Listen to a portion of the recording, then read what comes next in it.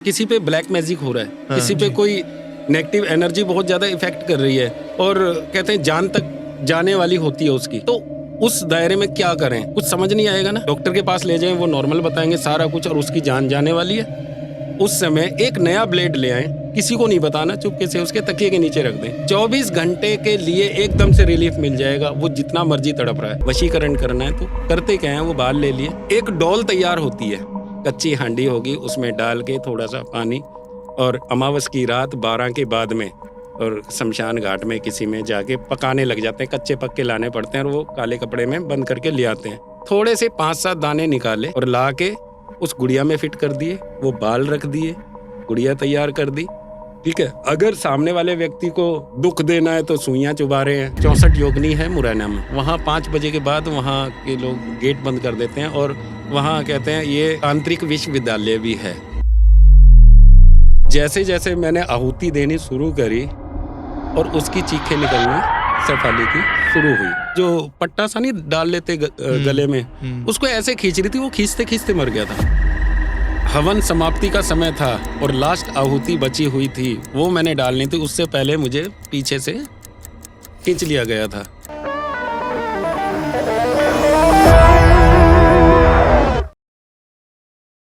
नमस्कार और स्वागत है आप सभी का आपके favourite podcast channel super talks में। आज का दिन हमारे लिए बहुत स्पेशल है क्योंकि आज हमारे पास एक ऐसे शख्स हैं जो सीधा भगवान शिव से कनेक्टेड हैं। आज का इसलिए स्पेशल पॉडकास्ट है क्योंकि हमने बहुत सारे एस्ट्रोलॉजर्स, पामिस्ट्री और न्यूमरोलॉजी तो हमने देखी होगी, लेकिन आज हम डायरेक्टली उनसे बात करने वाले हैं जिनका सीधा कनेक्शन भूतों से है। आज के पॉडकास्ट में हम स्वागत करेंगे स्वामी अविनाश जी का, महाराज जी का, गढ़गंगा वाले। स्वागत है आपका सुपर टॉक्स में। जय श्री राम, हर हर महादेव। हर हर महादेव। महाराज जी, अभी आप बोल रहे थे बजरंग बली का एक जकारा से शुरू करेंगे, तो हो जाए जकारा एक बार। जयकारा वीर बजरंगी, हर हर महादेव। क्या बात है महाराज जी, सबसे पहले आपके हाथ में एक त्रिशूल है, जरा बताएं जरा त्रिशूल की क्या, त्रिशूल क्यों आप साथ लेकर चलते हैं, उसके अंदर वजह क्या है? ये त्रिशूल क्यों साथ लेके चलता हूँ? कहते हैं ना, भोलेनाथ के हाथ में त्रिशूल क्यों है, कभी पूछा आपने? बता दीजिए। अस्त्र शस्त्र ये भी जरूरी है। कहते हैं जब भगवान के हाथ में अस्त्र शस्त्र हैं तो क्या हम एक ये भोलेनाथ का त्रिशूल लेके नहीं चल सकते?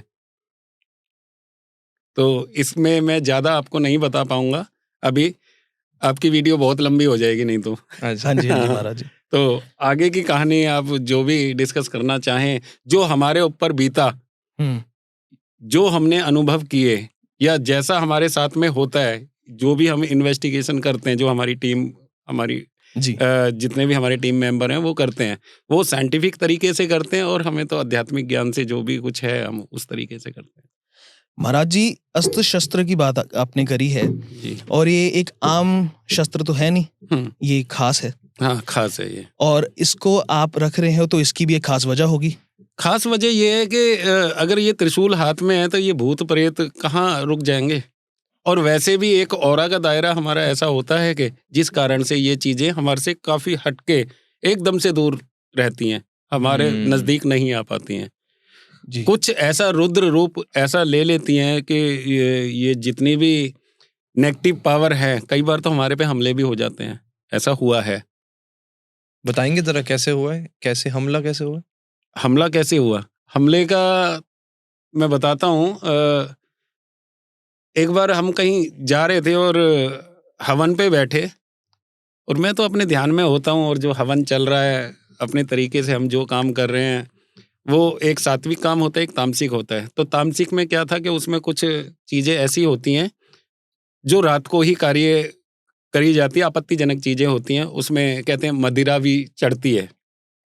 उस समय मैं कार्य कर रहा था और जब कहते हैं ना हवन समाप्ति का समय था और लास्ट आहुति बची हुई थी, वो मैंने डालनी थी, उससे पहले मुझे पीछे से खींच लिया गया था। तो वो भी हमारे पास में है, हमारी टीम के पास हैं वो चीज़ें जी। कभी ज़रूरत हुई तो आपको ज़रूर देंगे। तो इस तरह से हमला जब हम साधक हैं हमारे ऊपर हो जाता तो आम व्यक्ति की उनके साथ में क्यों नहीं हो सकता? उनके साथ में तो ऐसा है कि देखो, हमने जो भी ज्ञान लिया, सबसे बड़ी बात है कि विरासत में हमें चीजें मिली, हमारे फादर ने डायरेक्टली दी है, ना कि घुमा फिरा के। हमें ज्यादा जरूरत ही नहीं पड़ी, क्यों, पुश्तैनी ज्ञान था, वो मिल गया हमें। और उसी ज्ञान से अगर हम बैठे हैं, और हमारे फादर ने ये बात कही थी कि बेटा इन चीजों से डरना नहीं है, अगर आप डरोगे तो आप शायद इस कहते हैं ना अध्यात्म लाइन में ज्यादा लंबा नहीं चल पाओगे। तो उस कारण से जो भी हमारे साथ में बीतती है या जो भी कुछ होता है, तो सबसे पहले अपना भय खत्म करना होता है। अगर हमारे पीछे से हमें किसी ने कुछ खींचा, हम गिरे या कुछ भी हुआ, तो डरने की जरूरत नहीं। हमें पता है कि हमारी प्रोटेक्शन तो है, किसी ने तो कर रखी है। स्वयं भोलेनाथ है, माता काली है, ठीक है, उनकी अगर हमने आराधना की है, हम उनके उपासक हैं, तो एक औरा का दायरा और सुरक्षा घेरा हमारा बना रहता है। नकारात्मक चीजें होती हैं जी, तो वो हमला तो करती हैं, बाकी उनका इतना प्रभाव नहीं होता। हाँ, हमें थोड़ा सा डिस्टर्ब जरूर कर देती हैं। तो डिस्टर्ब किस तरह से करती हैं? मेंटली नहीं, वैसे ही एक डरावा, बहुत ज्यादा डरावा, पीछे से कभी हमें डराने की कोशिश करना या हमें पीछे से खींचना, इस तरह से होता है। तो महाराज जी, आपने शुरू से, जैसे हमने तो आपके बारे में पढ़ा भी, आप तो भूतों में नहीं मानते थे, आप तो आध्यात्मिक भी नहीं थे, और फिर आज आप उस स्टेट पर हैं, उस जगह पे हैं जहाँ पे आज आप लोगों के पास जाके उनका डर खत्म कर रहे हैं। ये देखिए, मैं इसके बारे में थोड़ा सा बताता हूँ। जब मैं आध्यात्मिक लाइन में नहीं था, हमारे फादर करते थे, ये मैंने पहले भी कुछ लोगों को बताया है। सबसे पहले तो मैं पूजा पाठ में ज़्यादा हल्की फुल्की कर ली, और बस ठीक है जितना ज़रूरत है, और अपने जो भी अपना बिजनेस था, जो काम था, उसमें लग गए जी। जब हमारे फादर अंत समय था, जो उन्होंने हमें चीज़ें महसूस कराई, उसी दिन से एक ऐसा समय बदल गया। उसी दिन से ये देखो, बाल कितने लंबे, दाढ़ी कितनी लंबी, तो कुछ तो ऐसा मेरे साथ में हुआ होगा जो उन्होंने मुझे महसूस कराया, या जो चीज़ें हमें बहुत ही ओरिजिनल ऐसी चीज़ें कि ये भी दुनिया होती है। कुछ बता सकते हैं उस बारे में, कुछ थोड़ा दर्शकों के लिए, कि किस तरह की? ज़्यादा तो नहीं मैं बोलूँगा, मैं तो यही कहूँगा, जैसे उन्होंने मेरे हाथ पे हाथ दिए और मैंने उनका हाथ पकड़ा, तो बहुत तगड़ा झटका लगा था पहली बार में। कहते ना, एक बिजली का झटका कितना तेज होता है, और मैं पीछे जाके गिरा था। अच्छा। मैं बोला इनका अंत समय है हमारे फादर का, और इतना तगड़ा झटका लगना, ये कुछ समझ नहीं आया। और फिर जब उन्होंने मुझे मेरे हाथ पकड़े और मैं आंख बंद करके बैठा, तो बहुत कुछ दिखा है, वो शायद मैं आपके सामने नहीं बता सकता। जायज़ बात है। हाँ। तो महाराज जी, बढ़ते बढ़ते आज आप देखते हैं काला जादू बहुत बढ़ रहा है, ब्लैक मैजिक, पैरानॉर्मल एक्टिविटीज बढ़ती जा रही हैं। एक अभी इंसिडेंट भी हुआ था, एक बॉलीवुड एक्ट्रेस है सारा अली खान। अच्छा। उसमें क्या हुआ कि उनकी कोई फैन आती है, उनका बाल तोड़ के पीछे जाती है, और फिर दूर से एक बड़ी डरावनी सी उनको लुक देती है। तो ये ब्लैक मैजिक, काला जादू क्या होता है, और आपके साथ, आप तो इसी चीज में डील ही करते हैं, तो इसकी कोई, अगर आप, काला जादू किस प्रकार किया जाता है, क्या क्या चीजें, क्या क्या सामान यूज होता है, और किस तरह से इससे बचा भी जाता है, तो इसके अंदर थोड़ा सा जाते हैं। मैं फिर कहते हैं ना, जो हमारे साथ में एक कहानी इसी तरह की घटित हुई थी, बताइए, वो मैं आपको बताता हूँ। प्लीज। होता क्या है कि दीपांशु मेरा एक खास शिष्य है, वो ही सारा कुछ संभालता है। देखो, लोग कहते हैं कि भाई महाराज जी को, महाराज जी से हमारी बात करा दो, तो ये संभव नहीं है, रोज के इतने कॉल्स आने, तो मतलब नहीं है कि सभी से बात हो सके जी। होता क्या है कि दीपांशु के पास कोई कॉल आता है हमारे ऑफिशियल नंबर पे, तो दीपांशु ने बात की। वो कहते हैं कि भाई हमारी बेटी बीमार है और ऐसे ऐसे परेशान हैं हम, तो आप यहाँ आइए जी। ये हल्द्वानी साइड में हम गए थे। वो गए क्या, मतलब फोन आया था, चलो ठीक है। दीपांशु ने इग्नोर कर दी एकदम से। दीपांशु है ना, किसी एकदम से जवाब नहीं देता, क्यों, लोग है ना झूठ बोल बोल के बुला लेते हैं, और बस फोटो खिंचाने, ये कोई मतलब हुआ? अरे भैया, अगर असलियत में आपको कोई भी प्रॉब्लम है, कोई भी समस्या है, तो आप सच बोलने में क्या जा रहा है? सत्य, बिल्कुल सत्य बोलना चाहिए। ठीक बात। दीपांशु ने 1 बार 2 बार 3 बार 1 हफ्ते तक उनको जवाब ढंग से दिया नहीं। फिर उन्होंने हमारे ऑफिशियल नंबर पे व्हाट्सएप किया, कुछ कहानी लिखी, थोड़ी बहुत जो भी है, और कि भाई बेटी हमारी मर जाएगी अगर महाराज जी तक बात नहीं गई, ऐसा। अब होता क्या है, दीपांशु मुझे कहता है कि गुरुजी ये 1 हफ्ते से फ़ोन कर रहे हैं, आप एक बार ये कहानी देखो। 2-4 बातें बताई कि भाई लड़की बहुत बीमार है और वो ठीक नहीं हो पा रही, और हॉस्पिटल में दिखाते हैं बिल्कुल नॉर्मल आ रहा है, कुछ भी नहीं है। MRI करा ली, अल्ट्रासाउंड करा लिया, मतलब बहुत कुछ ऐसी टेस्ट करा लिए, कुछ भी नहीं आ रहा है। मैं कहता हूँ दीपांशु इनको समय दे, देखो किसी का बच्चा बीमार है तो जाना भी जरूरी पड़ता है जी। हाँ, मैंने दीपांशु को कहा कि मुझे लग रहा है कि यहाँ जरूर कुछ गड़बड़ है और चलते हैं। अभी ज़्यादा दिन की बात नहीं है, मुश्किल से 5-5.5 महीने पहले की बात है। होता क्या है, हम जाते हैं वहाँ पे, उनके घर पहुँचते हैं। ये तो रात में पहुंचे थे या सुबह सुबह के टाइम पहुंचे? नहीं, कहते हैं ना दोपहर को तो हम ही चले थे, तो अच्छा। रात में लगभग 8-9 बजे 8-9 या बजे। 10 बज रहे होंगे, ठीक है। समय का मुझे इतना ध्यान नहीं है। अब हुआ क्या, वहाँ हम पहुँचते हैं, चलो उन्होंने कहा कि महाराज जी खाना, दीपांशु ने कहा कि हम रास्ते में खाना खा के आए हैं, बस वहाँ पानी पिया था। मैं बोला वो गुड़िया बताओ कौन सी है, लगभग 27-28 साल की थी, और वो देखते हैं वो गुड़िया बेड पे लेटी हुई है, हाथ पैर बहुत ज़्यादा पतले हो रहे हैं, कमजोरी।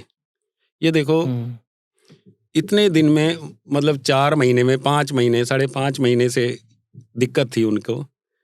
तो हम बच्ची को देखते हैं, वो नाम थोड़ा हम बदल सकते हैं उसका, जी। देखो जी। ऐसे कभी किसी की नहीं, प्राइवेसी प्राइवेसी, रखनी चाहिए। हाँ, ठीक बात। उसका नाम जो भी है, उसी से। उसको हम गुड़िया बुला लेते हैं, अब गुड़िया बोल लो, हम समझ नहीं, जाएंगे। गुड़िया नहीं, सैफाली बोल देते हैं। शेफाली बोल दो, ठीक है। जो सैफाली है वो लेटी हुई है, उसने मुझे देखा ऐसे करके और एकदम से आंखें चुरा ली।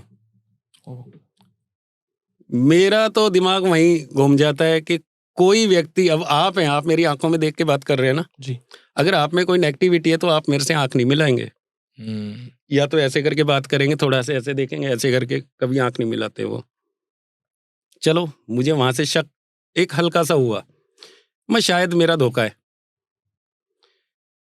उसके पापा आते हैं, और उसका भाई शेफाली का अंकित, चलो ठीक है, उसकी मम्मी भी है, उनसे मैं बात कर रहा था। वो शेफाली लेटी हुई है, मैंने शेफाली का हाथ पकड़ा, मैं बेटा कैसी तबीयत है, उस पर बोला भी नहीं जा रहा था, बस कहने लगी ऐसे करके हाथ जोड़ के जैसे प्रणाम करते हैं, इस तरह से प्रणाम करके, और उसने मुंह घुमा लिया और लेट गई। देखो कोई भी बीमार व्यक्ति है ना, उसको ज्यादा बोलना ना चुभता है वो। जी। मैं भी कभी बीमार पड़ा था, तो मुझे भी अगर कोई बार बार पूछे तो शायद उस समय मुझे भी अच्छा नहीं लग रहा था। जी। तो अब हुआ क्या, आगे उसके सामने जो भी उसका हालचाल पूछा, अब हम बैठ जाते हैं उनके क्या बोलते हैं उसको, जो लिविंग एरिया, हाँ, जो जहाँ सोफे Drawing room वगैरह वगैरह, रहते drawing हैं, room। वहाँ बैठ जाते जी। हैं। अब पानी वानी पिया, अब उनके फादर से मैं बात कर रहा था, दीपांशु है, दीपांशु अपने तरीके से साइंटिफिक तरीके से, मैं तो अपने आध्यात्मिक तरीके से बात करता हूँ।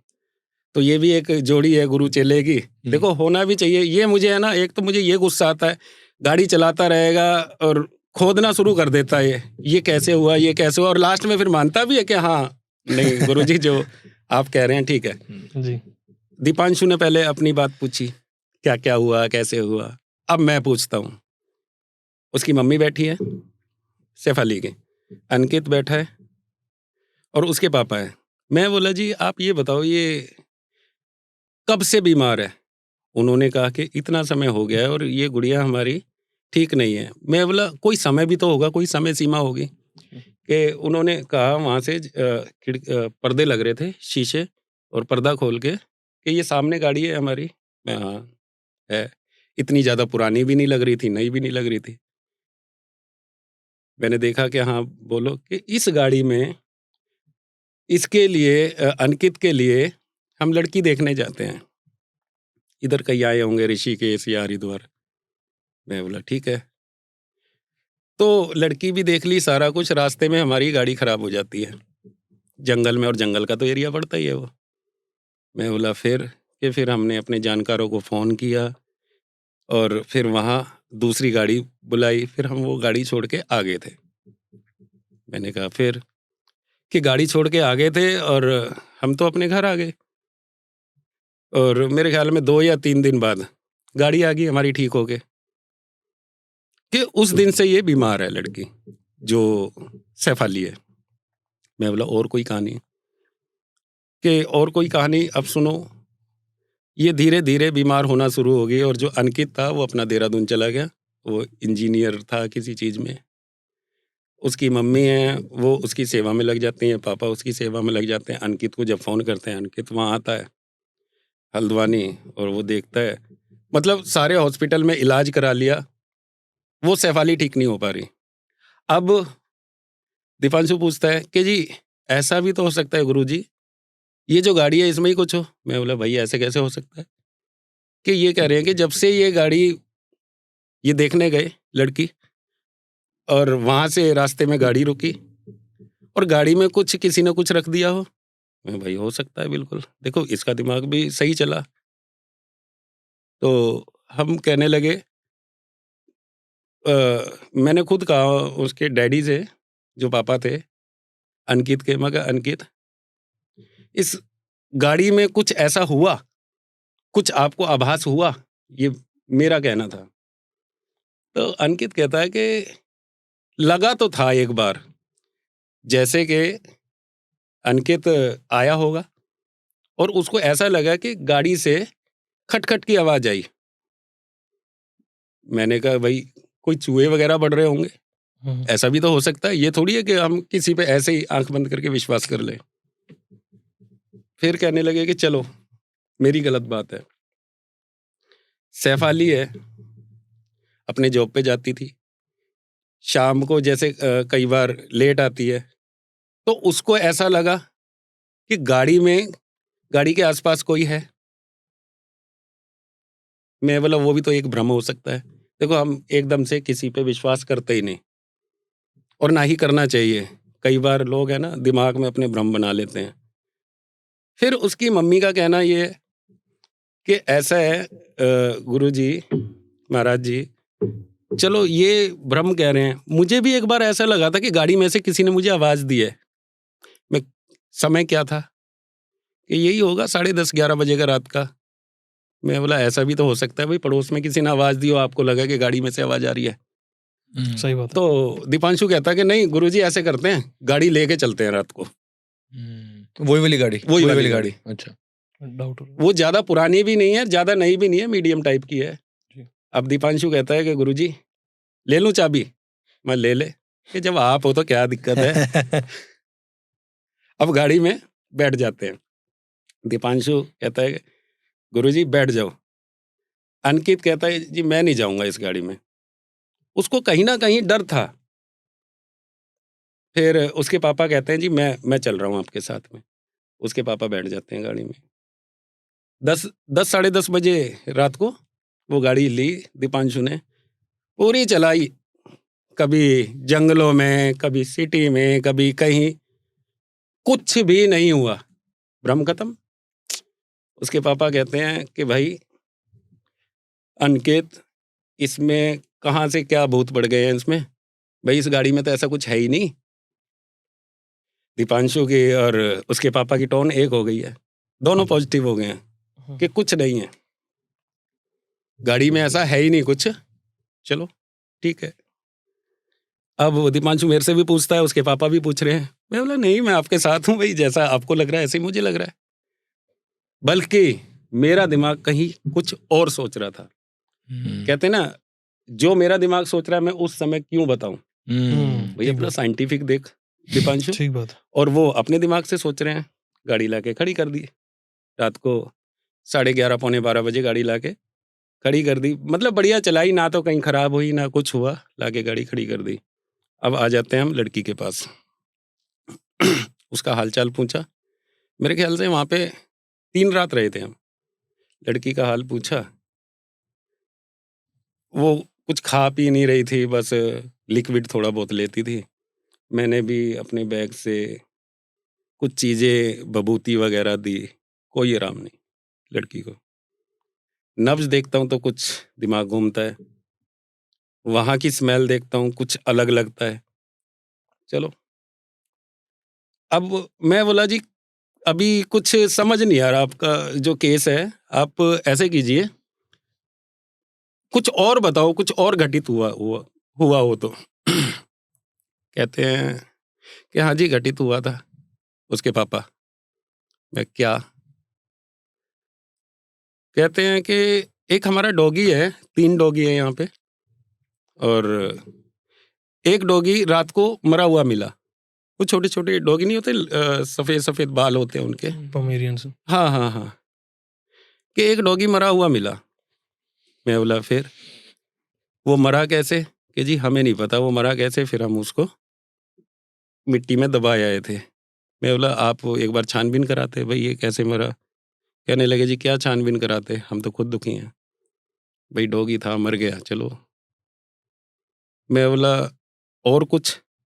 कि उसके एक दिन बाद जब डॉगी एक्सपायर हो गया था, हुआ क्या कि वहाँ एक उन्होंने कोबरा देखा था, सांप देखा था जी।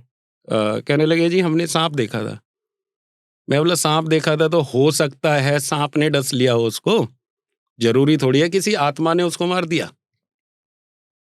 ऐसा हो सकता है, बिल्कुल हो सकता है, बिल्कुल सत्य है, हो सकता है, क्यों नहीं हो सकता। नॉर्मली ऐसे ही लगता हाँ है हाँ कि हाँ। वो तो अब ये next level थोड़ी है रहता कि उसको आत्मा का रूप दे दिया कि भाई आत्मा ने खत्म कर दिया, ये तो गलत जी, बात है ना। जी, जी।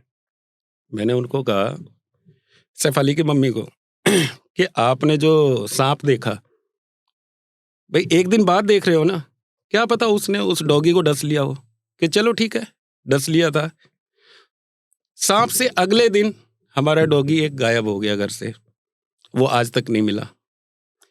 अब मैं नोटिस करता हूँ इन्होंने 3 डॉगी बताए हैं, चलो एक को सांप ने काट लिया या मर गया क्या हुआ, दूसरा कोई वो कैसे गायब हुआ, घर से तो नहीं गायब होना चाहिए। और डॉगी तो ऐसे होते हैं जो घर के है ना, वो घर में ही रह के ज्यादा घूम फिर खुश के हैं। चाहे कहीं भी हाँ, जाए, रात को हाँ। घर वापस आ आ जाते जाता हैं। है।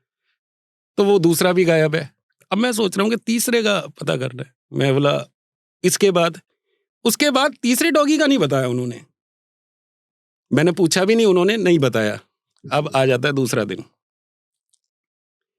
दूसरे दिन फिर बात करते हैं।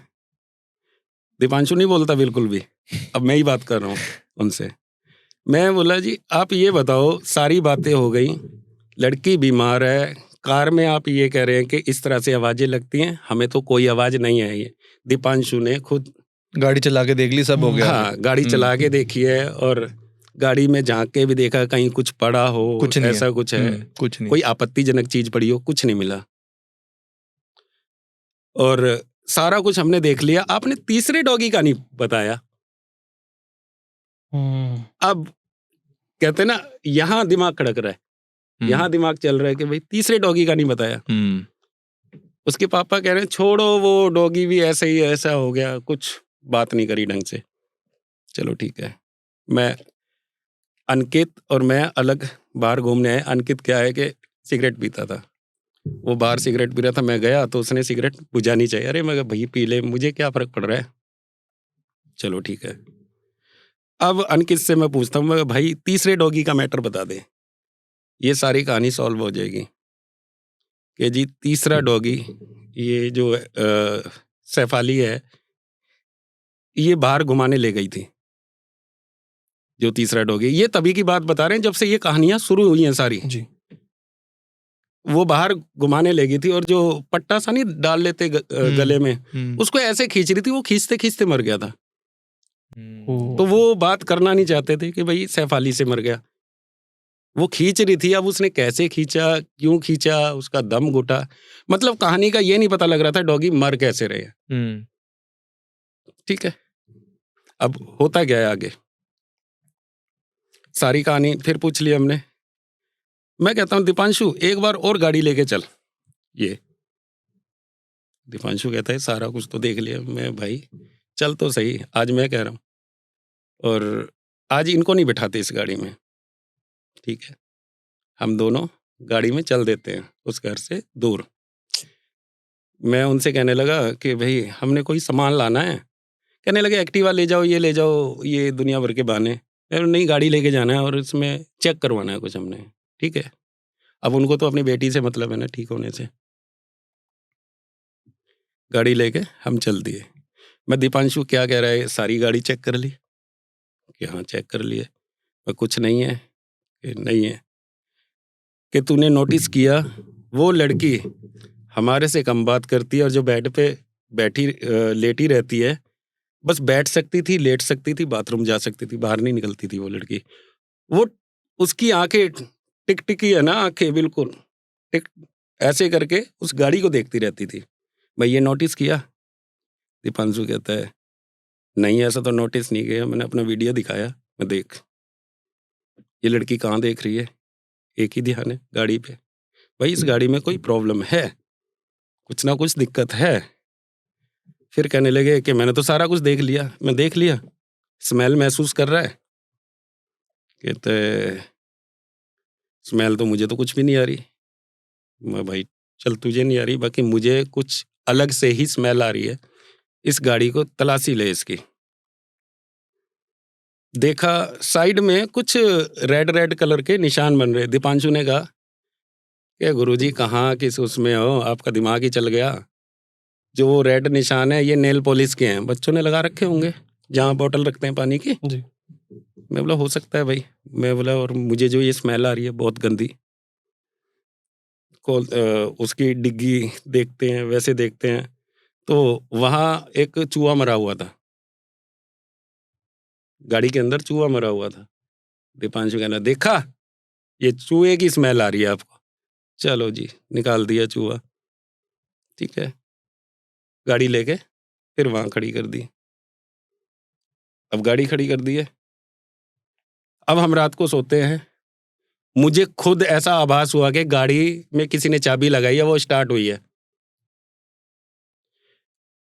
उसके जो जहाँ सोफे थे उसके साथ में रूम था और पीछे से वो गाड़ी दिखती थी। मुझे खुद ऐसा आभास है और मैं दीपांशु को उठा रहा हूँ, दीपांशु उठ, गाड़ी स्टार्ट हुई है। दीपांशु कहता है क्यों, मुझे सोने दो ना, रात को कौन गाड़ी स्टार्ट करेगा। मैं उठ तो सही, उनको सैफ अली को देखा वो सो रही है। उसके पापा को आवाज़ दी, 2:30-3 बजे की बात है रात की। वो उठे, क्या बात हो गई। मैं गाड़ी की चाबी कहाँ है? अंकित के पास है, वो ड्रॉयर में पड़ी है। अंकित को उठाया, भाई गाड़ी की चाबी? कि हाँ ड्रॉयर में, देखते हैं। वो चाबी वहाँ गाड़ी में थी, वो चाबी गाड़ी में थी। हर एक चीज का दीपांशु ने सब कुछ रिकॉर्ड कर रखा है शॉर्ट शॉर्ट में। अगर आपको चाहिए तो बहुत कुछ दे देगा, बाकी उनकी आइडेंटिटी छुपानी पड़ेगी आपको। वो चाबी अंकित ने खुद कहा है कि मैंने ड्रॉयर में डाली है। उसके पापा पूछ रहे हैं कि हाँ ड्रॉयर में चाबी, तो चाबी वहां तक गई कैसे? शेफाली सो रही है, शेफाली सो रही है। दीपांशु मान नहीं रहा कि वहां चाबी गई है, तो कहीं ना कहीं ये शेफाली वहां चाबी छोड़ के आई है। अरे चाबी तो छोड़ के आई है, गाड़ी कैसे स्टार्ट हुई? दीपांशु नहीं मान रहा इस बात को। ठीक बात क्यों? इसने तो अपने आंकड़े लगाने हैं, मैंने अपने लगाने हैं, और लास्ट में आगे फिर हाथ जोड़ के बैठ जाएगा। अब होता क्या है आगे, चलो और वो डर गए कि गुरुजी आप भी हो है और दीपांशु भी यहाँ पे है, शेफाली सो रही है, तो चाबी वहां तक पहुंची कैसे? मैं बोला कोई बात नहीं, चाबी लेके मैं आता हूँ। मैं दीपांशु से कहता हूँ चाबी ले आ। डरता तो इसको पता है भाई गुरुजी मेरे साथ है, तो होगा क्या कि जी अभी लाता हूँ, मैं रुक जा मैं ही लेके आता हूँ। मैंने गाड़ी में देखा, गाड़ी में चाबी लग रही है, स्टार्ट है गाड़ी। मैंने चाबी ऑफ करी, निकाला, वो ही स्मेल जो दीपांशु ने कहा था चूहा मरा हुआ मिला है, वो स्मेल फिर दोबारा से आई। वो स्मेल फिर दोबारा से आई मुझे। मैं चुप रहा। दिन में क्या करा हमने, दिन में सारी प्लानिंग करी। एक मैं दीपांशु, एक तो मेरे पूजा पाठ का सामान हमने कुछ पर्चा बना के दिया, ये सारा मंगवा इनसे, आज रात हवन करते हैं, हवन पे बैठेंगे। ठीक है, अब हवन की बात करी, सामान लेने जो भी निकले वो चीखने चिल्लाने लगे। सैफ अली मतलब ऐसा माहौल बना दिया कि उसको कोई छोड़ के ना जाए। अगर पापा जा रहे हैं तो उसने चीखना चिल्लाना, अंकित जा रहा है फिर चीखना चिल्लाना, बस यही कह के नहीं नहीं मुझे पता नहीं क्या हो रहा है, आप मेरे पास रहो, ताकि वो सामान ना आ सके।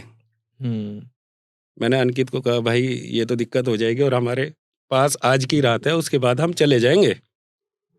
चलो। दीपांशु कहता है कि गुरुजी ऐसा है, आप मुझे बताओ।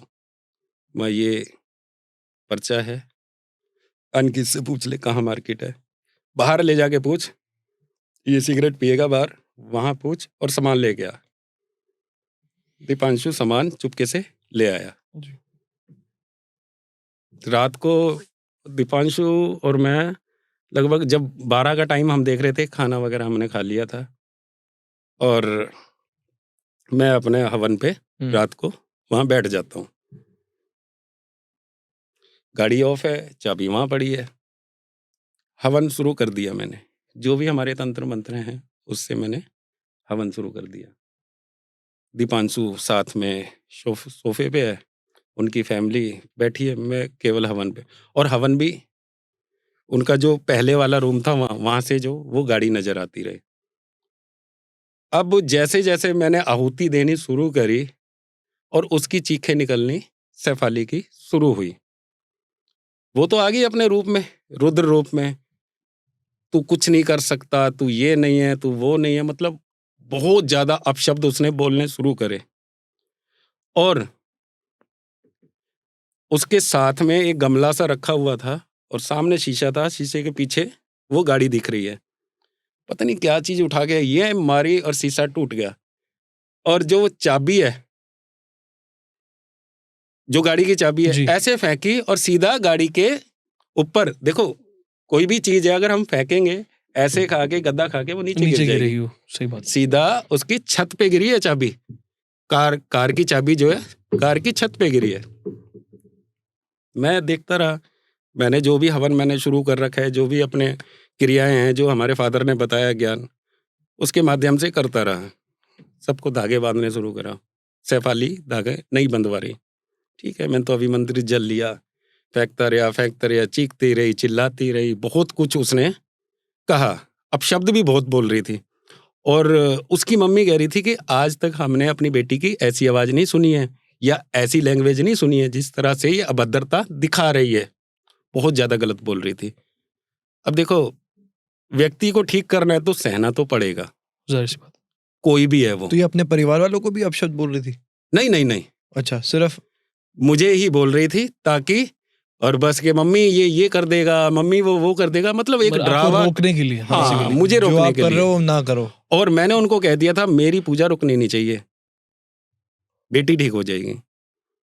चलता रहा। जब हो गया लगभग आधा घंटा हवन को, उसके बाद में जो मैं कुछ सुपारी और पान वगैरह ये मैं उतार के और लड़की के ऊपर से उतारता हूँ, जाता हूँ, तो वो तो ऐसी हो गई जैसे कि ये बीमार ही नहीं है, कभी कहीं भागे कभी कहीं भागे। फिर मैंने दीपांशु का इशारा करा और उसको, अंकित को करा, भाई आप पकड़ लो इसको। पकड़े, वो हाथ ना आए, अंदर से कुंडा लगा लिया। अब कुंडा लगा लिया मैं, भाई या तो ये तोड़ो या कुछ भी करो, इस लड़की के ऊपर से ये चीज उतरनी है और तब ये हवन में भस्म होगी। तो दीपांशु ने और उसने है ना पूरा ऐसे करके वो गेट तोड़ा, जो ऊपर की कड़ी लगाई थी वो खुल गई। अंदर बढ़े, दीपांशु ने हाथ पकड़े, अंकित ने उसके पैर पकड़े दोनों, ऐसे करके बिल्कुल मतलब, और फिर भी छुटने को तैयार, चीख रही चिल्ला रही। ऊपर से मैंने 7 बार जो वो पान और जो भी चीज थी हमारी वो उतारी, उसमें डाली। सैफाली बिल्कुल ठीक नॉर्मल। मैंने धागा बांध दिया। अब धागा तो बांध दिया, वहां देखा गाड़ी के शीशे जो के बटन से नीचे होते थे, सबको पता है गाड़ी के शीशे चारों खुले हुए थे वहां पे। मैंने जब गाड़ी पे ध्यान दिया, मैं बोला शीशे खोल के आए थे आप? कहने लगे नहीं, शीशे चारों शीशे उसके खुले हुए पड़े हैं। मैं ठीक है। मैंने तो वो अभिमंत्रित जल लिया, पूरे घर में डाला, गाड़ी पे डाला, और जो आगे जो गमले वगैरह जहाँ भी लॉबी थी उनकी सब में जल छिड़क दिया, और मेरा कार्य हो चुका था पूरा। और फिर जो भी सुरक्षा धागा उसको दिया, सैफाली को, और पूरे घर को मैं मतलब पूरा एक ऐसा करके आया था कि भाई सब पे धागे हों, सबको भभूति देनी है, और सैफ अली के लिए मैंने कुछ अलग से चीज़ें दी थी। और किलित उस घर को किया था, 4 त्रिशूल 4 दिशा में छोटे छोटे मैंने लगाए जमीन में अंदर, ऊपर से मिट्टी डलवा दी तब से। और सुबह मतलब इतनी अच्छी वाइब्स आ रही थी, दीपांशु फिर हाथ जोड़ता है गुरुजी जब रात का सीन देख लिया ऐसा है वैसा है, तब दीपांशु ने माना क्यों, ये तो आपने साइंटिफिक तरीके से देख रहा है, अब मैं अपने आध्यात्मिक ज्ञान से देख रहा हूँ। कहते हैं ना, एक साइंटिफिक और एक आध्यात्मिक ज्ञान की एक जोड़ी होनी चाहिए। सही बात है। तुम्हारा वो उस सॉरी मैं इंटरप्ट कर रहा हूँ, पर अंदर से ना वही सवाल एक आ रहा है कि अब गाड़ी का क्या हुआ। हाँ, ये अभी तक यही जो है ना, ये बात करिए आप। हाँ, कि गाड़ी का अब गाड़ी का क्या हुआ, अब सुन लो। गाड़ी बेचने की उसी जिस दिन मुझे आना है उसी दिन गाड़ी बेचनी है, गाड़ी नहीं बिक रही। मैंने उसके पापा को कहा कि भाई जितने में जाती हो उतने में, किसी ने उसके 3 लाख लगाए, किसी ने 4 लगाए, किसी ने 2 लगाए। 2 लाख में भी गाड़ी नहीं बिक रही थी वो, जबकि ऐसी कंडीशन नहीं थी गाड़ी की, अच्छी कंडीशन थी। जब 2 लाख में भी गाड़ी नहीं जा रही थी ना, अंकित कहने लगा कि महाराज जी क्या करना चाहिए, मैं इसको स्क्रैप में अभी बेच दो और वहां जाके कटवा दो, इसको इस पे हथौड़े बजवा दो। मेरे सामने वो स्क्रैप में गाड़ी दी है, और स्क्रैप में गाड़ी दी है आज मेरे ख्याल में काफ़ी टाइम हो गया, 5.5 महीने मैंने बताया था, 5-5.5 महीने। और वो पहले 4 या 5 महीने से वो बीमार थी। अब लड़की 70% ठीक है। देखो वीकनेस आई है, हमने अभी 2-3 दिन पहले भी बात की है, वीकनेस तो धीरे धीरे कवर होगी ना। 70% लड़की ठीक है जो सैफ अली है, बिल्कुल स्वस्थ है। तो ये कहानी। तो महाराज जी, जो आप जैसे बोल रहे थे कि गाड़ी से स्मेल आ रही है एक, हाँ। तो पहले तो वो चूहा था, तो चूहा तो निकल गया, तो फिर आपने बोला ना जब आप दूसरी बार जब आप गाड़ी आपने निकाली फिर आपको वही स्मेल आ रही है, तो क्या इसका मतलब ये था कि वो जो स्मेल थी उसमें कोई भूत या ऐसी कोई आत्मा थी जिससे कि वो। बिल्कुल बिल्कुल बिल्कुल। अब मैं बताता हूँ इसका क्या है। वो जो लड़की देखने गए थे और गाड़ी वहां पे खराब हुई थी, जहाँ जंगल में खराब हुई थी।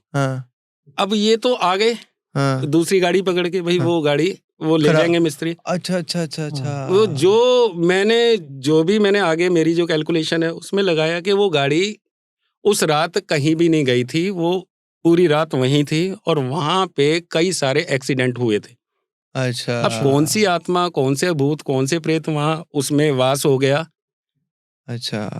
तो मुझे जो उनकी कहानी सुनी ना, मुझे डाउट है ना उस गाड़ी पे ही था कि कहीं ना कहीं ये गाड़ी में ही कुछ ऐसा है जो कि सैफ अली बीमार पड़ी, इतनी लंबी बीमार पड़ी कि कोई उसको ठीक नहीं कर पा रहा। और सबसे बड़ी बात ये, मैंने वो क्यों जुटलाई, वो जो डॉगी मर रहे थे वो भी उस गाड़ी के कारण मर रहे थे। जो 3 डॉगी चले गए, भाई एक को तो चलो सांप ने डस लिया, वो सांप ने भी नहीं डसा था, ये भी फैक्ट है। वो भी कहीं ना कहीं उन चीजों ने ही उस पे वार किया है। उनके आत्माओं के लिए कोई जानवर नहीं है, कोई इंसान नहीं है, कोई कुछ, जो भी चीजें सामने आ गई उस चीज पे अटैक होना है। वो कोई भी व्यक्ति है। अब हुआ क्या, चलो सबसे बड़ी बात, गाड़ी में स्मेल आ रही है, उसमें निशान मुझे दिख रहे हैं। दीपांशु ने कहा कि निशान उसके रेड के नेल पॉलिश के, बाकी वो नेल पॉलिश के नहीं थे। एक चीज तैयार होती है, ठीक है, और हम किसी को ठीक करने के लिए लगाते हैं। तो उस गाड़ी में जो उस रात वो गाड़ी वहां रही और 3 दिन गाड़ी फिर मिस्त्री के रही, वहां भी कुछ ना कुछ हलचल हुई होगी। तो बाद में जब उन्होंने पूछा ना, तो उस गैरेज में भी दिक्कत हुई थी। जब वो गाड़ी पहुंची वहां पे ठीक होने के लिए, वहां पे भी दिक्कत हुई थी वहां के लोगों को। उनको भी रात को भय लगा था, जैसे कि वो जाने वाले थे वहां से और लॉक करके रात को 9 या 10 बजे, मिस्त्री लोग तो 11-11 बजे तक अपनी वर्कशॉप खोल के रखते हैं, तो वहां पे भी उनको दिक्कत हुई थी। तो उन्होंने कुछ गाड़ी पे, या वहां कोई जानकार होगा, उसने वो नेल पॉलिश की तरह कोई एक स्याही बनती है वो वहां लगाई होगी, तो कुछ शांति हुई थी। तो फिर गाड़ी ठीक हो गई, यहाँ आ गई, तो वो दिक्कत तो बढ़ नहीं थी। हाँ, और जो मुझे स्मेल आ रही है और वो जो टिक टिक उसे देख रही है, सैफ अली गाड़ी को ही देखती रहती थी।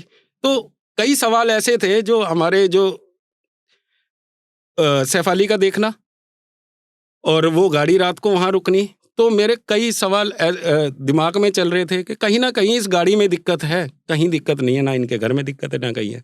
अब क्या हुआ, अब सब कुछ ठीक है। महाराज जी, एक डाउट सा आता है और एक चीज समझ नहीं आती, क्लैरिटी नहीं मिल पा रही कि पूरे परिवार में सिर्फ शिफाली क्यों, और भी तो इतने सारे लोग थे। अच्छा। और एक क्वेश्चन और है साथ में कि वो जो डॉगी, जो कुत्ता जिसकी मौत हुई थी, कहीं वो भी लिंक्ड है शिफाली के साथ? बिल्कुल है, बिल्कुल है। ये होता क्या है कि सैफाली घर में कोई भी जो ये परफ्यूम वगैरह है वो नहीं लगाते, और सैफाली इतना ज्यादा यूज करती थी परफ्यूम को, और परफ्यूम अपने ऊपर तो लगाना है, तो डॉगी में ना कहीं जैसे स्मेल हो जाती है, वो डॉगी के ऊपर भी हल्का हल्का लगा दिया।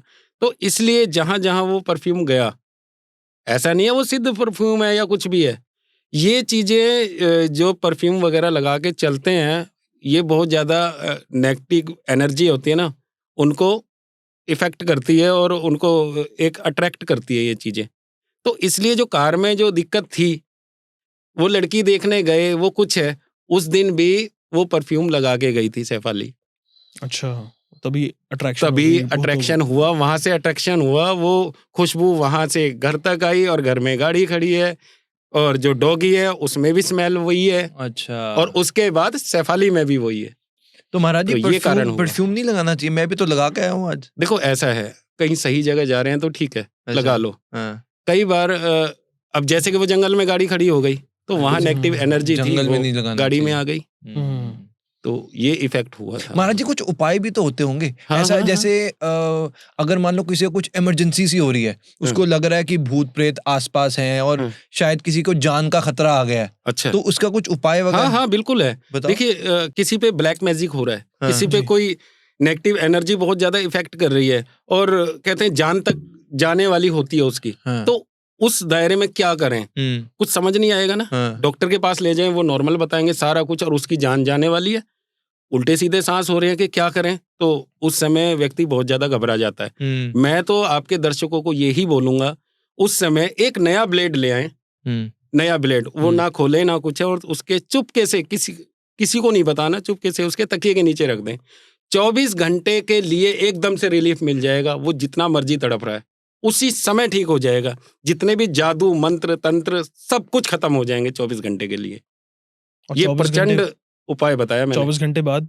24 घंटे बाद फिर वही इफेक्ट आ जाएगा। वही उस समय तो फिर 24 घंटे का समय मिल गया, तो इतने किसी ना किसी साधक को बुला ले, नया ब्लेड लगा दे। नहीं ऐसा नहीं होगा। अच्छा, केवल 24 घंटे, एक ब्लेड, एक 24 घंटे। हाँ, तो नेक्स्ट टाइम 24 घंटे बाद प्रोफेशनल हेल्प हम बोलेंगे, मतलब कुछ महाराज जी को बुला सकते हैं उसके लिए, है ना। महाराज जी, शेफाली का तो आपने भूत भगा दिया, बहुत अच्छा लगा, और बहुत डरावनी और स्टोरी जो आपने बताई है सच्ची घटना पे आधारित, बहुत अच्छा लगा।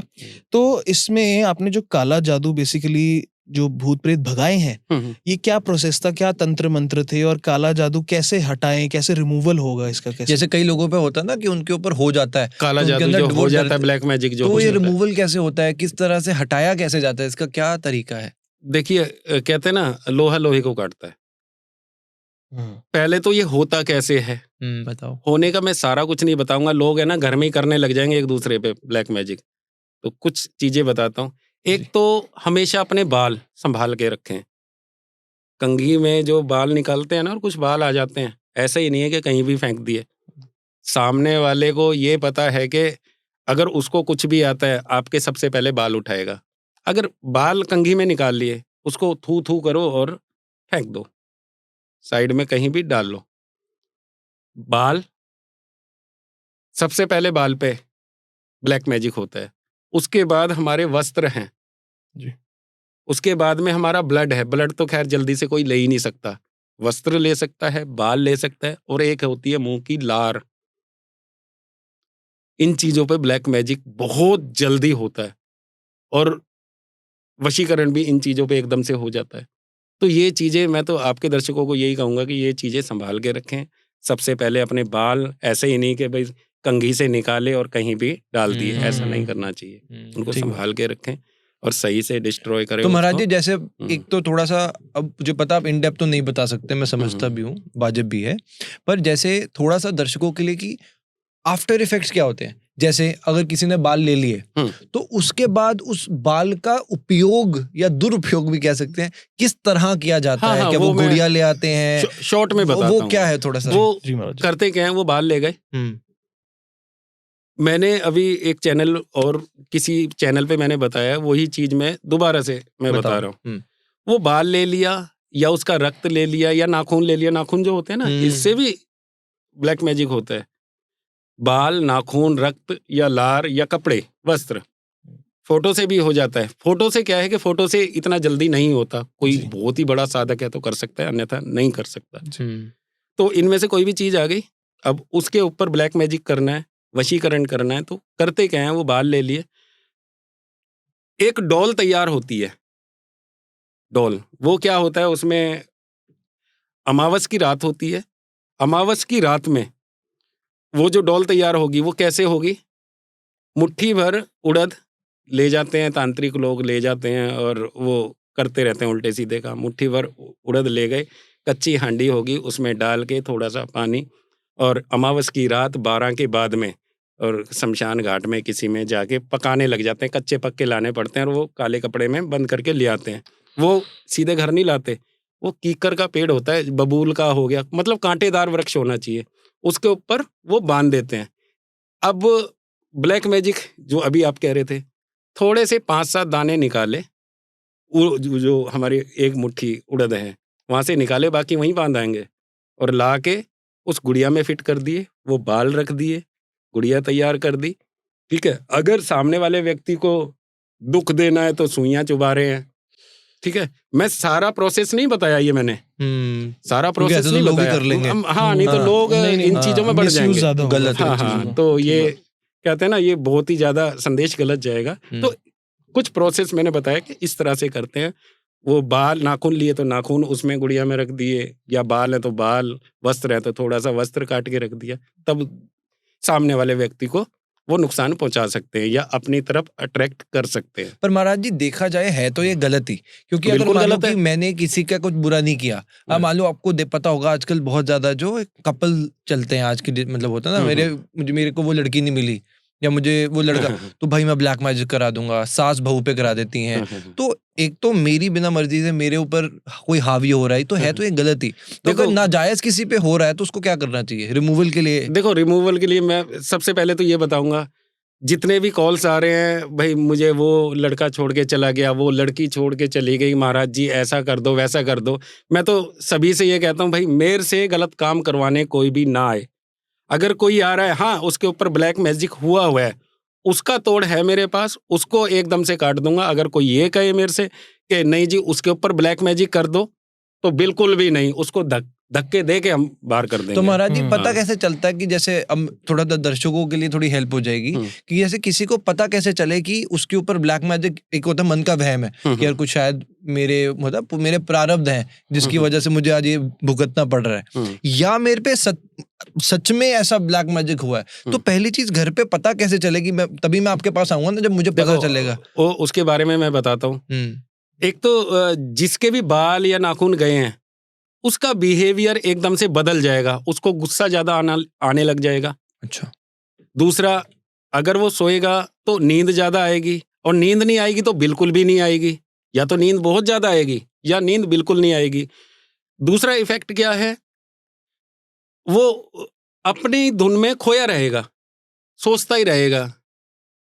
या वशीकरण हुआ है तो वो पूरे घर की बात नहीं मानेगा, बस यही कहेगा मैंने तो वहां जाना है, या मैंने तो वहां, लड़की है तो वो कि मुझे तो वही लड़का चाहिए, मुझे तो वही लड़का चाहिए, मुझे पता ही नहीं है कुछ भी। और परिवार वाले, घर वाले ये कहते हैं कि हमारी लड़की, ये उस लड़के के बारे में बस वही चाहिए, वही चाहिए, वही चाहिए। तो घर वालों को भी समझना चाहिए कहीं ना कहीं इस पे ब्लैक मैजिक हुआ है, उस लड़के ने कहीं ना कहीं से करवा दिया है, या उस लड़की ने उस लड़के के ऊपर करवा दिया है कि जो वो उसी लड़की को देख रहा है या उसी के बारे में सोच रहा है। तो हटाने के लिए भी कुछ आप बता सकते हैं घर पे, कुछ किस तरह से कोई करे कि देखो थोड़ा बहुत कुछ? हाँ, उसके लिए मैं इतना कहूंगा, थोड़ी सी सरसों लें, 2 लौंग डाल दें सरसों में, और थोड़ा सा सिंदूर माता रानी के मंदिर में रख दें, और अपनी कुलदेवी को याद करें।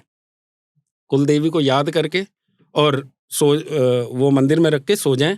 उसके बाद में 7 दिन वो जो सरसों लौंग और वो है, वो लाल कपड़े में बांध के अपने सिरहाने रख के सोएं, तो उससे रिलीफ मिलेगा, इतना नहीं मिलेगा, रिलीफ मिल जाएगा। मतलब उसके बिहेवियर में बहुत ज़्यादा चेंजेस आ जाएंगे। मतलब इतना हो जाएगा कि वो व्यक्ति मेरे तक पहुंच सकते हैं और आएं और एक ही बार में अपने बच्चा या बच्ची जो भी है उसको ठीक करवा के जाएं। और निस्वार्थ कार्य करता हूं मैं कि मतलब ये नहीं है कि किसी से कुछ लेना है देना है, मतलब ही नहीं है। वशीकरण तो हाँ। एक बहुत ही मतलब हाइप चीज है, बहुत ही सर्च चीज है। महाराज जी, मैं लास्ट टाइम मूवी देखने गया, एक आई थी थिएटर पे, शैतान करके। अच्छा। शैतान मूवी में मेरे को बहुत चीजें नहीं पता लगी वशीकरण के बारे में। दैट मूवी वो पूरी बेस्ड है वशीकरण पे। अच्छा। उसमें डॉल्स थी, जिस तरीके से आपने बताया वो डॉल्स थी, उसमें पिन चुबाई गई और डॉल्स के अंदर से खून भी निकल रहा था। निकलता है, बिल्कुल निकलता है, अपने आप खून निकलता था उस डॉल से। आपने देखा हुआ है? हाँ, बिल्कुल देखा है, खून निकलता हुआ डॉल से? बिल्कुल देखा है। बताओ कोई कैसा एक्सपीरियंस? ऐसे कैसे निकल सकता है खून? देखो, अभी आपने कहा कि ब्लैक मैजिक होता क्या है, वो चीज हमने वहां से जो उड़द बताए थे, काले उड़द, वहां से तैयार करे, ला के वो तैयार उसमें डॉल में डाल दिए। एक तो हो गया वशीकरण, सामने वाले व्यक्ति को अपना बनाना। अब दूसरा, उस डॉल से सामने वाले दुश्मन को, उसको हमने दुख देना है। तो कैसे देना है? वो चीजें हैं, एक पर्ची लगेगी, पर्ची होती है कोई, मैं ये नहीं बताऊंगा किस चीज की पर्ची होती है, क्या होता है क्या नहीं होता, उस पे उसका नाम लिखा जाएगा, उस डॉल में फिट करा जाएगा, दे लो दुख। अच्छा। अगर आपने सुई लगाई तो उसमें से ब्लड निकलेगा, वो जो ब्लड आ रहा है उस डॉल पे जो आ रहा है ब्लड, वो सेम उसी का आ रहा है। ऐसा मतलब नहीं है कि वो कहीं और से उसके खून आ रहा है। हाँ, उसी का ब्लड वहां आ रहा है। और जितना भी चुभन यहाँ होगी उससे बहुत ज्यादा चुभन वहां होगी, और वो बस ये कहेगा बचा लो हे ईश्वर मुझे बचा ले। ना वहां डॉक्टर काम आएगा, ना कोई भी, मतलब इस तरह की चीज, ना तो डॉक्टर, ना कोई टेस्ट, ना कुछ काम नहीं आएगा। सब ये कहेंगे ये तो सब नॉर्मल है, ऐसा कुछ भी नहीं है। और जबकि उस पर ब्लैक मैजिक हो रहा है, वो जो ब्लड आ रहा है वो वहां सुई लगा रहा है, और इफेक्ट इस चीज का उस व्यक्ति को पड़ रहा है, उसके दुश्मन को। महाराज जी कहते हैं कि भगवान के नाम का ही बहुत प्रभाव होता है। अगर मैं राम राम राम, हनुमान जी कहते हैं मैं राम जी का नाम लूंगा तो कोई कैसे ही कुछ हो सकता है। हनुमान जी तो खुद स्वयं ही भगवान है। तो जब किसी के ऊपर कुछ ऐसा होता है तो क्या भगवान का नाम लेना सिर्फ काफी नहीं होगा? नहीं, अब मैं उसके बारे में बताता हूँ। अब आप हनुमान जी का, बालाजी महाराज का नाम लेते हैं, ठीक है, ऐसे भी केसेस आए हैं बालाजी से, वो तो खुद वहाँ उनके होटल्स हैं, सब कुछ है, ठीक है, फिर भी वो दुखी हैं। वो आम कैमरे पे नहीं आना चाहते, गुप्त काम करवाते हैं, फिर उनके ऊपर कोई इफेक्ट पड़ा और वो कहते हैं कि महाराज जी अगर हम कैमरे पे आते हैं तो शायद जो हमारे जो भी लोग जुड़े हुए हैं वो क्या सोचेंगे। तो इसलिए कुछ बालाजी के केसेस मैंने किए हैं, एक नहीं है, 4-5 केस वहाँ के किए हैं। बालाजी तो वहाँ स्वयं विराजमान है, फिर उनके ऊपर इफेक्ट क्यों हो रहा है? तो है ना सोचने वाला विषय। आपके हिसाब से वजह क्या है इसकी? वजह ये, एक तो अब चल क्या रहा है, अब देखो आपने यहाँ कहा कि जी यहाँ बालाजी की शक्ति है, मैं मानता हूँ शक्ति है। अगर यहाँ पे कुछ मांस के टुकड़े कहीं डाल दिए जाएं, वो आपको नजर नहीं आएंगे। आने जाने वाले हैं, शायद कोई हमारी तरह उपासना करता हो, साधक हो, उसको नजर आ जाएंगे। हाँ, यहाँ पे क्यों, वो भी नजर कैसे आएंगे? पहले एक स्मेल आएगी गंदी। जहाँ पे पूजा पाठ की जगह अगर वहाँ मांस के टुकड़े डाल दीजिए, क्या हनुमान जी वहाँ रुकेंगे? पहले आप इस चीज का जवाब दे दीजिए। नहीं रुकेंगे ना। नहीं। वो एक ब्रह्मचारी है, साफ सफाई चाहिए, और वहां पे आप पूजा करेंगे तब वो विराजमान वहां पे होंगे। अगर जहाँ पे वैसे ही गंद इतना मच रहा है और कुछ मांस के टुकड़े या कोई चीजें ऐसी किसी ने डाल रखी हैं इनविजिबल, जो आपको तो नजर नहीं आ रही है, ना आपको आभास हो रहा है, ना वो स्मेल आ रही है, तो किसी साधक को बुलाएं, वो स्मेल करके शायद पता लग जाए उसको और आपका काम हो जाएगा सही। तो ये होता है। तो आपका महाराज जी कभी ऐसा हुआ है कि भूतों ने आपको नुकसान पहुंचाने की कोशिश करी है कभी? हाँ, 2 बार हुआ है। एक बार हुआ क्या था, शॉर्ट में बता रहा हूँ मैं जी। मैंने किसी को कोई कार्य करने के, कोई फोन पे समाधान मांग रहा था, मैंने कहा कि भाई ऐसे ऐसे करके और इस उसमें डाल दे, भाई ये जल यहाँ डाल दे, बस कोई आग ना हो वहाँ पे और कोई बबूल का पेड़ ना हो। बेरी के पेड़ के नीचे डाला था और मेरे इनविजिबल ऐसा प्रेशर हुआ था कि मैं बहुत पीछे तक गिर गया था। तो 2 दिन में ही डॉक्टर ने कहा कि पस बन गई है पेट में। तो मैं लगभग 3 महीने हॉस्पिटल में एडमिट रहा था। अच्छा, ऐसा अच्छा। इफेक्ट पड़ा था मेरे, इतना बड़ा। ऐसा हुआ था। उफ, तभी आप लेके चलते हो शिव जी का। अब कहते हैं थोड़ी तो प्रोटेक्शन चाहिए। त्रिशूल से बढ़िया क्या हथियार हो सकता है? हाँ, त्रिशूल में सब कुछ है। भोलेनाथ हैं स्वयं। हाँ जी। महाराज जी, सवाल तो बहुत सारे हैं, चलो पूछ ही लेता हूँ। मैंने सुना है हम्म। कि डायन होती है, चुड़ैल होती है, अच्छा उनकी शक्तियां जो होती है उनकी चोटी के अंदर समाई होती है। अच्छा। और कुछ मूवीज भी देखी हैं, डायन नाम से मूवी आई थी जिसमें ओ स्त्री मत आना बड़ा फेमस एक डायलॉग हुआ था। अच्छा। तो उसमें लास्ट सीन में पता लगता है जब उसकी चोटी काटी गई थी तो सारी शक्तियां खत्म हो गई थी। हाँ। इस पे आपका क्या विचार है? नहीं, ये कहीं तक बात सत्य है। कैसे? ऐसा नहीं है, मैं सारी बात तो सत्य नहीं कहूंगा कि चोटी हम्म। काट दो तो वो इफेक्ट उसका खत्म हो जाएगा। ठीक है, तो इसके लिए सही साधक का होना बहुत जरूरी है। अगर वो वहां से चुड़ैल बाधा है या कोई और बाधा है, उसको खत्म करने के लिए खाली चोटी, क्या कोई भी है, कोई भी सामने फीमेल है, क्या अपनी चोटी पकड़ने देगी? ठीक बात पकड़ है। के तो देखो, चंडी बन जाएगी, दुर्गा बन जाएगी, काली बन जाएगी। कौन पकड़ने देगा ऐसे? और सामने साक्षात चुड़ैल है तो डायन है, पिशाचनी है, तो कैसे? तो उसके लिए 10 महाविद्याओं की जो हमारी पावर है, 10 महाविद्या जो होती हैं देवियां जी। आप 10 महाविद्या की बुक्स पढ़ के देखना, उसमें बहुत कुछ आपको मिलेगा। देखो, मैं ये नहीं कहता कि आपको उससे ज्ञान मिल जाएगा। हाँ, आपको इतना जरूर पता लग जाएगा 10 महाविद्या होती क्या हैं, या सामने अगर कोई नेगेटिविटी है तो उसको खत्म कैसे करना है। सारा कुछ तो नहीं लिख रहा, तो कुछ पॉइंट्स कुछ तो ऐसे पता लग लिखे जाएगा। होंगे। हाँ। तो महाराज जी, अब क्योंकि एक तो बातें करने का इतना मन है, पर क्योंकि समय की पाबंदी है, तो जी, आखिर जी, के जी। कुछ चंद सवाल हैं, तो चाहेंगे थोड़ा शॉर्ट में अगर बताएं, हाँ। क्योंकि हम पार्ट 2 भी चाहते हैं कि आपको हम लेकर आए और पार्ट 2 भी हम आप ही के साथ करें। तो महाराज जी, हम चाहते हैं कि आप अभी तक की जी। टॉप 3 हाँ। हॉन्टेड प्लेसेस जो आपने विजिट करी हैं, वो आपके हाँ। हिसाब से आज तक की टॉप 3 कौन सी हैं? तो तीसरे नंबर पे शुरू करते हैं, जो आपको लगे भाई ये बहुत हॉन्टेड जगह है। तीसरे नंबर का मुझे तो अब तो अब तो नॉर्मल आपको ही नहीं लगते लगता, हैं। आपके मुझे लिए तो तो कुछ कुछ भी नहीं है, लगता। पर हम जैसे बालकों हाँ, के लिए जो मुझे तो haunted आप हो। कुएं में भी उतार दोगे, मैं तो वहां भी रह जाऊंगा नहीं, अकेला। आपकी तो शक्ति जरूर है, हाँ, पर बस। मे बी पहले कभी आपको लगा हो कि हाँ यार, यहाँ पे नेगेटिव एनर्जीज बहुत ज्यादा है, जहाँ आपको लगा हो ऐसी? देखो, वहां पे इंडिया नेगेटिव में। भी है और पॉजिटिव भी है। 64 योगिनी है मुरैना में। अच्छा। हाँ, वहाँ 5 बजे के बाद वहाँ के लोग गेट बंद कर देते हैं, और वहाँ कहते हैं ये तांत्रिक विश्वविद्यालय भी है। अच्छा। हाँ हाँ, ओके। और ये सत्य है। अच्छा। अमावस की रात वहाँ पे तंत्र क्रियाएं बहुत ज्यादा, बड़ी दूर दूर से लोग आते हैं, हमारे जैसे साधु संत भी होते हैं रात को। और जब मैं जाता हूँ तो मेरे ख्याल में मैं या मेरा शिष्य शिष्य के लिए क्या होता है, शिष्य को वहां से 30 किलोमीटर दूर मुरैना है, मुरैना में जाके उसको मैं होटल करवा देता हूँ, और या उसका बस शिष्य का मेरा यही काम होता है कि वहां जाके 64 योगिनी छोड़ना, और वहां मैं ऊपर रात को रुकना। रात जी। आप है ना, दिन में भी जाके देखना, आप ये सोचेंगे आप रात को रुक कैसे पाते हैं यहाँ पे। दिन में भी आपको पूरा भय लगेगा। अच्छा। ऐसा लगेगा जितने वो खंबे बने हुए हैं 64 योगिनी के, हर एक के पीछे कुछ ना कुछ नजर आता है। अच्छा। हाँ, ऐसा आपको दिन में भी आपको आभास होगा। अच्छा। अब ये देखो कि रात को क्या एक कहते हैं ना, परफेक्ट साधक चाहिए वहां के लिए। जी जी। और साधनाएं भी बहुत होती हैं वहां पे। 64 योगिनी की जितने साधना कर ली तो उसका कौन बाल बांका कर सकता है। बिल्कुल बिल्कुल। एक सवाल आ रहा है, क्योंकि हम जैसे दिल्ली से हैं तो हमारे अंदर एक अलग से आजकल कहते हैं कि चुल होती है। तो काफी टाइम पहले, स्कूल टाइम पहले की बात बता रहा हूँ, वो ये है कि मैं और मेरे स्कूल के दोस्त जी। हम लोग रात को निकले थे नाइट आउट बोल के कि चलो रात को घूम के आते हैं। तो स्कूटियां होती थी उस समय, तो चले गए। तो जैसे आपको पता है लड़के होते हैं, बीच में रोड पे वॉशरूम जाना था तो वहीं हो गया। ठीक है ठीक है। उसमें से एक दोस्त की तबीयत खराब होने लगी महाराज जी। अच्छा। और बाद में 1 महीने बाद 2 महीने बाद ज्यादा तबीयत खराब होने लगी। तो पता लगा हमें कि यार ऐसा क्या होगा, तो किसी ने दिमाग दौड़ाया तो पता लगा वो सिमिट्री का एरिया था।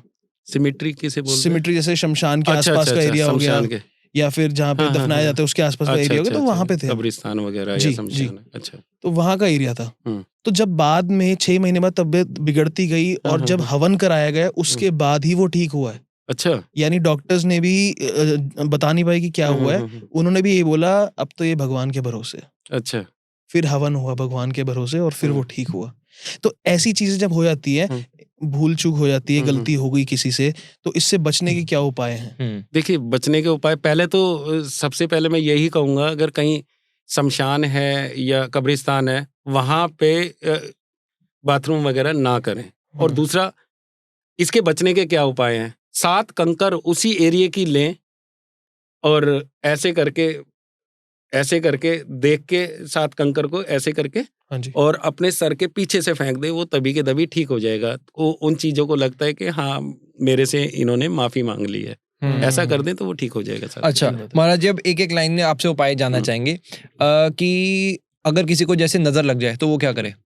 नजर लग जाए, गोमती चक्कर और 5 कौड़ी ले, मतलब आजीवन बता रहा हूँ, उसको नजर ही नहीं लगेगी। अच्छा। गोमती चक्कर ले, 5 कौड़ी लें, काली कौड़ी आती है, एक तो पीली होती है, काली होती है, लेके उसके ऊपर से 7 बार घुमा दें।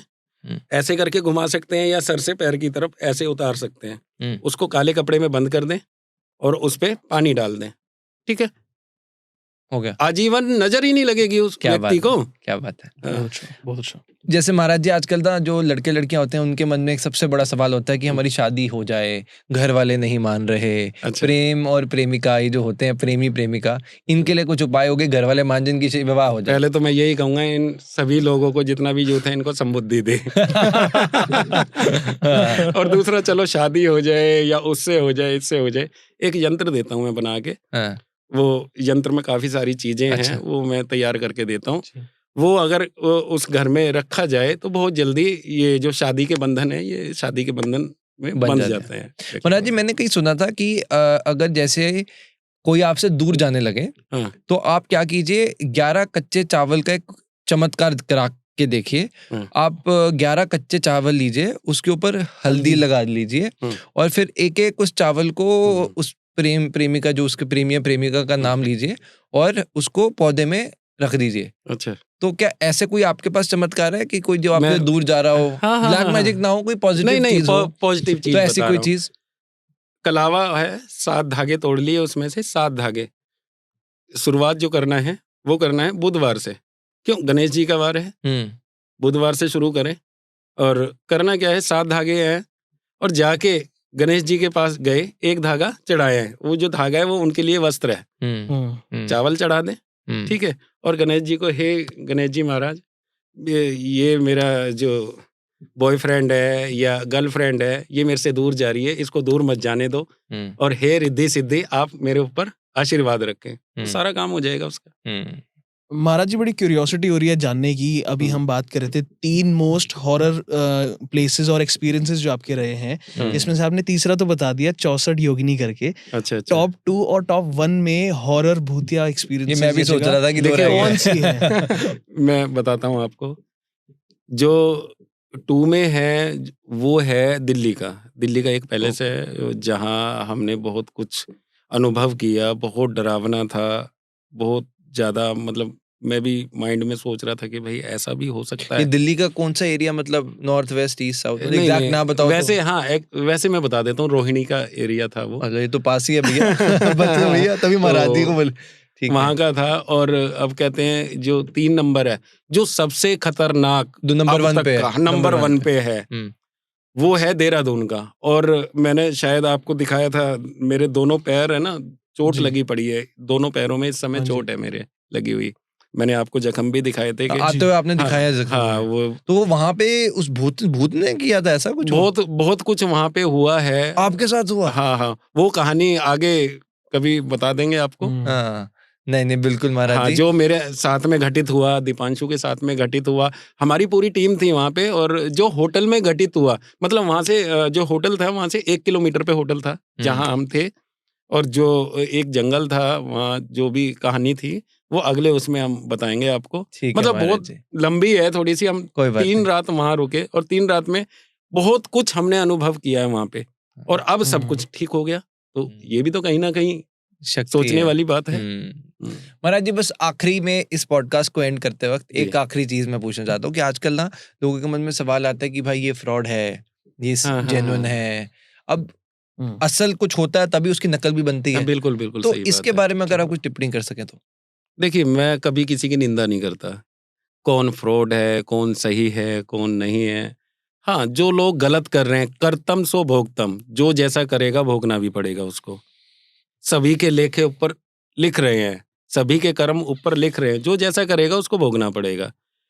अब कई लोग जैसे आपको सुनने में आया हो कि कहते हैं कि हमने माता देख ली, हमने काली देख ली, हमने शेरावाली देख ली, हमने भगवान देख लिए, हमने बालाजी देख लिए। सभी ग्रंथों में प्रमाण है, ब्रह्म ज्ञान ही लक्ष्य बाण है, और जब ब्रह्म ज्ञान लक्ष्य को भेदता है, ईश्वर तब दिखाई देता है, अन्यथा ईश्वर की प्राप्ति नहीं है। जय जय जय। बहुत अच्छा महाराज जी। तो बहुत ही खूबसूरत पॉडकास्ट आज का। आपका तहे दिल से धन्यवाद महाराज जी। आपने इतने, आपकी एक तो हंसी इतनी प्यारी है, आपसे इतनी एक ऊर्जा आ रही है हमें भी। अच्छा। और ये सिर्फ कैमरे के लिए नहीं, बहुत दिल को बहुत आनंद महसूस हुआ। तो आपका तहे दिल से धन्यवाद। स्पेशली आप इतना ट्रैवल करते हैं, इतना हेक्टिक शेड्यूल है, उसके बाद भी आप और दीपांशु और आपकी पूरी टीम जो आई है, हम सबका हम हृदय से नमन करते हैं और धन्यवाद कहते हैं। एक महादेव का वही और बालाजी महाराज का जयकारा है, वीर बजरंगी, हर हर महादेव। सो दिविज, बस एक आपसे पार्ट 2 के लिए क्या, एक ऑडियंस के लिए भी कुछ चैलेंज तो होना चाहिए ना? क्या ऑडियंस के लिए चैलेंज ये है कि हम 5000 कमेंट्स का चैनल वो चैलेंज देते हैं। महाराज जी के लिए 10,000 करो यार, महाराज जी की बात। मुझे लगता है कि हमने पिछले जन्म में कुछ अच्छे कर्म किए हैं कि आज हम महाराज जी के साथ बैठे हैं, इतना ही बहुत बड़ा है। छोटी सी डिमांड ही रखेंगे, 5000 ठीक है या 6000? चलो जैसा 5000, चलो नहीं आपने बोल दिया, अब बोल दिए हैं तो अगले 5000 पॉडकास्ट पार्ट 2 आपके लिए आएगा। 5000 कमेंट्स होंगे और हम महाराज जी के साथ एक और इंटरेस्टिंग स्टोरी के साथ आपसे मिलेंगे। बहुत बहुत धन्यवाद। जय सिया राम। जय सिया राम।